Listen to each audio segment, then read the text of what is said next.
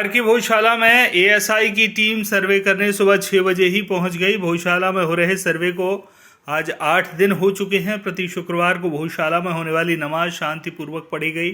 शुक्रवार देखते हुए एएसआई की टीम ने आज सूर्योदय के साथ भोजशाला पहुंचकर अपना कार्य प्रारंभ किया, जिसे नमाज से पूर्व बंद कर वापस लौट गए। भोजशाला में अब तक क्या कुछ निकल कर बाहर आया है यह तो सर्वे रिपोर्ट से पता चलेगा, लेकिन सर्वे के दौरान वहां उपस्थित हिंदू पक्ष के अनुसार अलग अलग टीमें अपना कार्य निरंतर कर रही हैं। इसमें सभी आधुनिक वैज्ञानिक तकनीक का सहारा लिया जा रहा है। गौशाला के अंदर हवन यज्ञ कुंड, उसकी छत, बाहर बनी अकलकुई तथा 50 मीटर दायरे में जहां भी संकेत मिलता है वहां खुदाई की जा रही है। काफ़ी बारीकी से सर्वे के कार्य को अंजाम दिया जा रहा है। सर्वे के स्थान चिन्हित करने के स्थान बड़े हैं, उनके संख्या भी बड़ी है और निश्चित ही आने वाले समय में जिन उद्देश्यों को लेकर यह कोर्ट में याचिका दायर की थी वो सारे साक्ष्य सामने आएंगे। आज क्या क्या हुआ? कल 2 विशेष अधिकारी आए थे एएसआई के।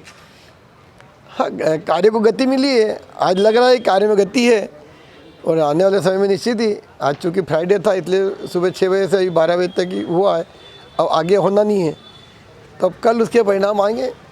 क्या जो विशेष अधिकारी आए थे उन्होंने किस तरह से खोजबीन की और अपने साथ कुछ आधुनिक उपकरण भी लेकर आए थे? वो तो वही बता पाएंगे कि उन्होंने क्या पाया है। उन्होंने अपनी टीम को जो भी निर्देश दिएंगे उसके परिणाम तो जब मैदान में वो परिणाम क्रियान्वित होंगे तो ही बता पाएंगे कि उन्होंने क्या दिया है। आपने बताया था खुदाई चल रही थी, तो अभी और गड्ढों की संख्या कितनी बड़ी है और कितने गहरे? गड्ढे तो वही 3 जगह स्थानों पर चल रहा है और आज कल मेरे ख्याल से 2 स्थानों पर बढ़ेगा, इससे संभावना है जो चिन्हित किए हैं। क्या कुछ निकल रहा है खुदाई के दौरान? जब इतनी गहरी खुदाई हो रही है तो क्या कुछ निकल रहा है?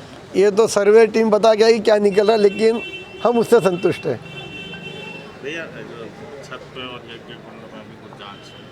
हाँ, जांच छत पे भी चल रही है, जांच अक्कलकुई के आसपास भी जांच चल रही है और हवन कुंड के अंदर भी जांच चल रही है, गर्भगृह में बात जांच चल रही है।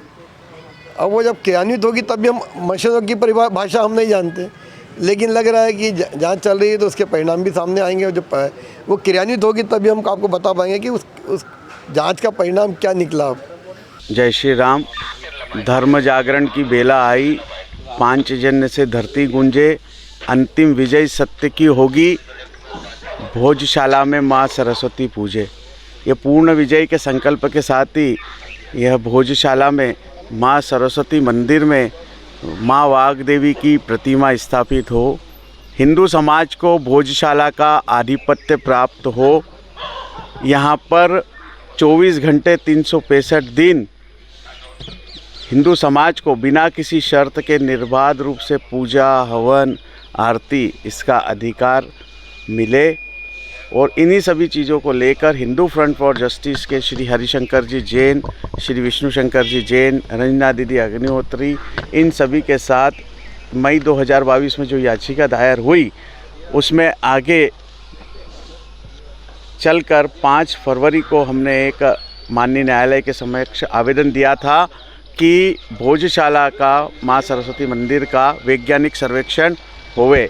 तो 11 मार्च को फिर माननीय न्यायालय ने एएसआई को आदेश दिया है कि जितनी भी नई तकनीक होती है, और इतना स्पष्ट आदेश है कि पूरा ही उस 34 पेज के आदेश में पूरा एक निचोड़ है, क्योंकि श्री राम जन्मभूमि अयोध्या, श्री काशी विश्वनाथ मंदिर, श्री कृष्ण जन्मभूमि में जो आदेश चल रहे हैं उन सब का उसमें स्पष्ट उल्लेख है। और एक बहुत अच्छा आदेश माननीय न्यायालय ने दिया, जिसके तारतम्य 22 मार्च से यहाँ पर वैज्ञानिक सर्वेक्षण एएसआई ने शुरू करा है, जिसमें सभी नवीन संसाधनों द्वारा कार्बन डेटिंग, जीपीआर, जीपीएस, उत्खनन और भी यदि कोई नवीन टेक्नोलॉजी होती है तो उसके भी प्रयोग के लिए माननीय न्यायालय ने एएसआई को निर्देशित किया है। 22 मार्च से यह सर्वेक्षण शुरू हुआ है।